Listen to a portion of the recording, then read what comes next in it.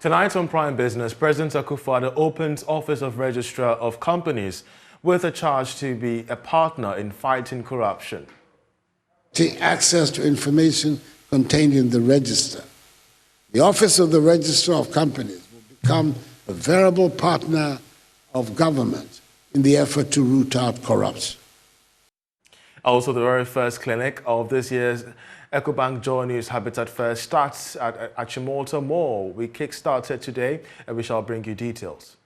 We have an enhanced package for our customers.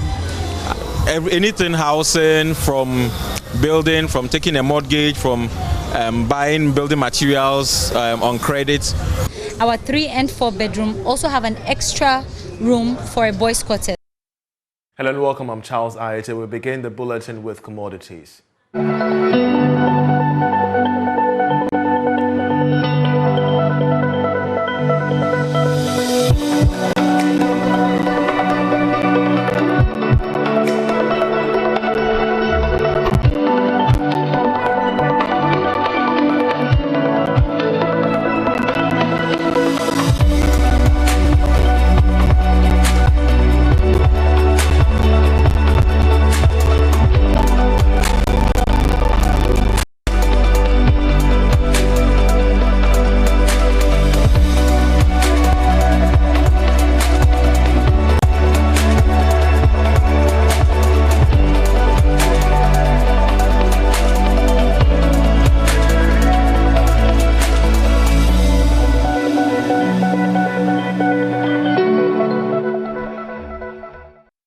Tonight, President Akufo-Addo has launched a new office for the Registrar of Companies to work independently from the existing Registrar General's Department. This new office is born out of the passage of the New Companies Act 2019, which was passed by the previous Parliament. Speaking at the launch of the office, President Akufo-Addo expressed confidence that the new office will support the fight against corruption in the country, as well as help government in the improvement of ease in doing business. We have more in this report. The Registrar of Companies office will be solely responsible for business registration and activities related to the business operations, while the already existing Registrar General's Department takes care of marriages, industrial property rights, public trusts, and among others. This is part of efforts to improve efficiency within the business community. President Akufo-Addo, in a speech, assured of government support to make the office functional. Having regard to the ability of the Registrar of Companies to mobilize sufficient, substantial, internally generated funds, the Office of Registrar of Companies is required by Section 352 of Act 992 to be financially autonomous of government. By virtue of a variety of measures introduced by Act 992 to ensure the timely provision of information to be entered into the company's register, including processes to verify information provided by companies to the Registrar of Companies, and provisions directing access to information contained in the register, the Office of the Registrar of Companies will become a variable partner of government in the effort to root out corruption. First appointed Registrar of the office, Jemima Owari, said efficiency will be enhanced with this new office since it will be making use of digitalization in its operations. 843,847 businesses have been registered through walk-in and online services. It's therefore envisaged that with the improvement of the current system, service delivery will be greatly enhanced. This completely new software I'm talking about will be built on the business re-engineering report put together by the IFC and our staff through funding from SECO. It's expected that this new software should be deployed next year, and it will have new and improved features that will make online registration more user-friendly, seamless, and easily accessible, which will be an improvement on the current one. The Office of the Registrar of Companies is expected to go fully digital in the next few years as part of the task to ensure smooth business registration and regulation. Now, the Education Minister has sworn in 11 members for the governing board of the Chartered Institute of Human Resources, charging them to complement the government's quest to place workers first and weed out fraudsters duping desperate job seekers. Here's more. As the high cost of living deepens the economic woes of Ghanaian workers, human resource professionals are being encouraged to foster a productive and efficient workplace which rewards skills and results. Swearing in the newly elected governing council members of the Chartered Institute of Human Resource Management, Education Minister Dr. Yaodichum made the case for HR professionals to complement government efforts to prioritize the well-being of workers amid the current economic climate. I believe that the better days of Ghana is ahead of us and not behind us. But if we're going to make it come to pass, it depends on you to a large extent. Depends on you. There are times when we think money is everything. Yes, money is important. But the way you handle your employees to a large extent they also determine whether you have increased productivity or you don't. If you take interest in your employees and they know you care, sometimes they will do more for you with less. And therefore, when we turn to you to train our people, train the human resource managers as to how they bring about productivity. Meanwhile, President of the Chartered Institute of Human Resource Management, Dr. Edward Kwapon, has charged council members to work at sanitizing the HR sector he claims has been inundated with charlatans and fraudsters. As we drive around town, you see a number of signages, advertising programs that lead to the award of professional HR certificates. And yet we are this only and sole institute clothed with a mandate to regulate the practice of HR in this country. So we are being shortchanged. And we assure you that when these two hurdles have been cleared, you will do the needful and sanitize the HR space in Ghana. The swearing-in ceremony had 11 council members inducted into the governing board of the Chartered Institute of Human Resource Managers, including President of the Institute, Dr. Edward Kwapon. Other members represented the Ghana Employers Association as well as the Ministry of Education. Now, the private sector is tonight urging Parliament to lead the charge in slashing down import duties for local manufacturers. With the high cost of doing business in the country and its attendant hike in taxes, the private sector believes that the passage of strategic tax exemption laws to cushion local businesses could slow inflation and boost consumption. Take a listen to Chairman of Tropical Cables and Conductor, Dr. Tony Otenjesi, speaking at the Captains of Industry meeting with Parliament organized by the AGI.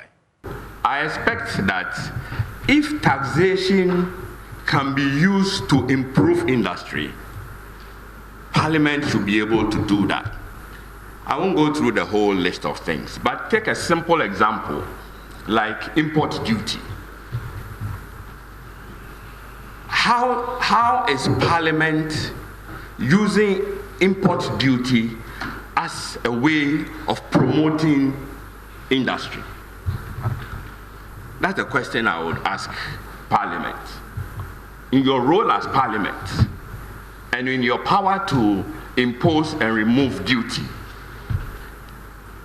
if industry says that import duty structure, I won't go into specifics, import duty structure is a problem for certain sectors or for certain areas, what is Parliament doing about it? Solar power. Parliament wants to promote solar power. It's policy across governments. Everybody wants to promote solar power. So, and Honorable Kofi Ebua is a former Minister of Energy, so that's why I'm choosing that example. How does Parliament use, for instance, feed-in tariff to promote solar power? Too often, what we see as industrialists is that Parliament sees its power more as helping to raise revenue. Meanwhile, Majority Leader in Parliament, Chairman Sabonsu, has tasked Ghana's private sector to fulfill not just their tax obligations, but also varied conventions enshrined in the Constitution so as to foster national development. Private sector. Yours is the Association of Ghana Industries. And the Constitution in the preamble obligates the people of Ghana to establish a framework of government which, among other things, shall secure prosperity for ourselves and posterity. That is our children and our children's children. The prosperity is to be predicated on a platform of basic human rights, the healthy economy, the right to work, the right to good health care, and the right to education. That is provided for under Article 34, Clause 2 of the Constitution. Now, pursuant to this, the Constitution compels the state to take all necessary steps to establish a sound and healthy economy whose underlying principles shall include. And Article 36(2)(b) is very instructive. It says the underlying principles of the economy shall include affording ample opportunity for individual initiative and creativity in economic activities and fostering an enabling environment for a more pronounced role for the private sector in the economy. Fish Solutions has revised Ghana's growth rate to 2.6% in 2022 from its earlier forecast of 4.4%. This is by far the lowest in projections by the International Monetary Fund and the World Bank combined. Here's more from Fish Solutions' update on sub-Saharan African economies for the first half of this year. The research arm of ratings agency Fitch is attributing this to rising inflation, currency weakness, Russia's war on Ukraine, among other factors, which it believes will erode the purchasing power of consumers and affect the profit margins of businesses. Given an update on sub-Saharan Africa economies for the first half of this year, country risk analyst at Fish Solutions Mike Gunninga said they expect the Ghanaian economy to expand to 4.9% in 2023. Overall, Fish Solutions forecasts the Ghanaian economy to post real growth of 2.6% in 2022, after which it will accelerate to 4.9% in 2023. Whereas the slow growth rate, especially for 2022, is in a decade, Fitch believes the economy will face pretty significant challenges in the short term. Mr. Koninga also expressed worry about declining consumer confidence. Another important challenge the Ghanaian economy is facing is weak fiscal condition. The country's position has deteriorated pretty significantly over the past 2 years, mostly due to COVID-19 pandemic. Government had to borrow from international capital markets. Mr. Koninga says this is not the case now, but the debt has gone up to unsustainable levels. The first clinic of the 2022 edition of EcoBank Joy News Habitat Fair is ongoing at the Chimota Mall in Accra. Indeed, it started today and it has ended, and we're going to be expecting more clinics this weekend. The fair is to give various stakeholders, including homeowners, exhibitors, and the public, an opportunity to explore the real estate market. My colleague James Eshen was today at the Chimota Mall and has filed this report. As the first clinic of the two clinics we'll be having this year, so far as the EcoBank Joy News Habitat Fair is concerned, it's been powered by the Plant City Extension Project. So far we've seen a lot of patrons in the with some of the stakeholders as well as that of the exhibitors here. But let's try to get let's engage reps from EcoBank Ghana to know how it's been going so far. We've had people initially coming through. You can see our setup. We are ready. Anybody who is interested, come over. And this year, as I said in the morning, we have an enhanced package for our customers. Anything housing, from building, from taking a mortgage, from buying building materials on credit, from finishing the house on credit. We have our partners. For instance, we have our partners TCL here. You can actually pick an item, pick a TV, pick an AC, and then we'll spread it over 12 months for you. Right, so as I said earlier, this is your one-stop shop. So far as housing is concerned, if you need anything housing, this is where you need to be as we speak now. But let's get some other reactions from other stakeholders so far as this year's EcoBank Joy News Habitat Fair is concerned. So we're currently here at the Plant City Extension Project, Cities and Habitat. I would want you to tell me this year, This is the 13th edition. What is the Plant Cities Extension Project bringing new this time? Okay, so thank you so much. My name is Bertha, and this year what we are looking at is we are giving a waiver to all those who are going to register within the clinics and the main fair. Every year we review our prices. So this year the dollar is pegged at 8. So this year we are giving a waiver for the next 3 years to all those who are going to register. And then again this year we are looking at delivering 50 homes to those who have already paid their 20%. Yeah, so far the turnout has been good, but we are hoping that we receive a lot more people. And we came with our roofing products, as you can see over here. We have our modern strip lock, or the MSL, and then we have the self lock. Is DBS this time coming with any discounts whatsoever? Yes, we also have a 10%. We also have a 10% discount for the roofing products, and that's valid for 2 months. So once you come here, once you visit us, we give you a card, and then when you are coming to make payments, you just come along with the card, and then. So this is where you get most of your roofing shit. Basically, roofing. You could talk of alu zinc, trusses, aluminium, Eurotiles, shingles, PVC, rain, gutters, and all that. Now let's move to Homeland Toys Land. They are into cooking wares. Let's get more reaction from them with respect to the cooking. Hi. Hi. How is it going so far? Oh, it's going well. We are bringing a lot on board, as you can see here. We are having the glassware, we are having wine glasses, we are having the soup tureens, we are bringing on board plates, we have added deco, flowers and flower vases. Today being the first day of the fair, we've had some people already visiting our stand, and hopefully we expect more people to come from now to the end of the week. Let's get in touch with Duraplast, and we know Duraplast when it comes to most of the plastic stuff, they are so much into it. We want to know what is bringing it on board this particular time. Hi, I would want you to tell me from this morning also this time, how has it been for you so far? Very smoothly. We believe that time tells, and because this is early stages, things from the morning is very slow, and because the sun is also very high this time, by evening things will get better. The new thing we are bringing on board is basically new designs. Some have been built, some are still there for people to choose from. We are also bringing new designs of our windows, our plaster boards, and our cornices. It's impossible for the person to lift and open the window. We have our tilt and turn window. We call it the two-way. It tilts and then it turns at the same time. This is the tilting, and then it turns fully. So we have the fixed window. All of this comes in different colors. We have the best products in the system. We are into various categories of finished building products like security doors. We have windows, burglar proofs. We have balustrades. We have convenience products like the carports, the electrical system, and the rest.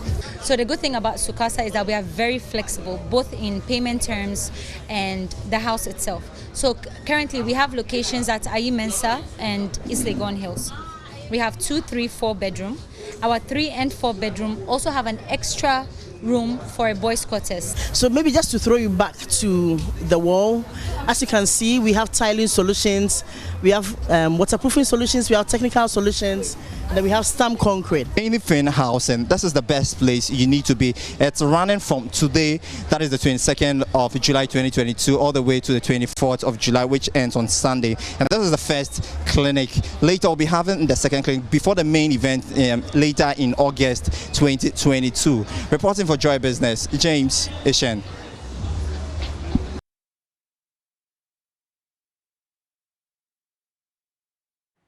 You're still watching Prime Business with me, Charles Aite. Now, the stock market deepens its year-to-date loss as financial stock index falls into negative for the very first time this year to close at a negative 6.8%. Patrick Edeb Agama is head of Trading Republic Securities and has details of trading this week. The stock market recorded activities in 22 equities with total volumes traded decreasing sharply by 96.5%, representing 96.6% dip in values traded to 1.9 million Ghana cedis. MTN as usual dominated trade activities. The composite index lost some points to close the week at negative 12.51% year to date, whereas the financial stock index dipped into negatives to close at negative 1.68%. This week there were two laggards, Car Bank and EcoBank Ghana. Car Bank lost 5 pesos to close at 75 pesos per share, whereas EcoBank Ghana lost 75 pesos to close at 6.85 Ghana cedis. For next week, we should expect more activities because the market is highly on the sell side. And that'll be it for the bulletin with me, Charles Ayatiba. I'll leave you with international business news, after which we have sports. Do stay with us.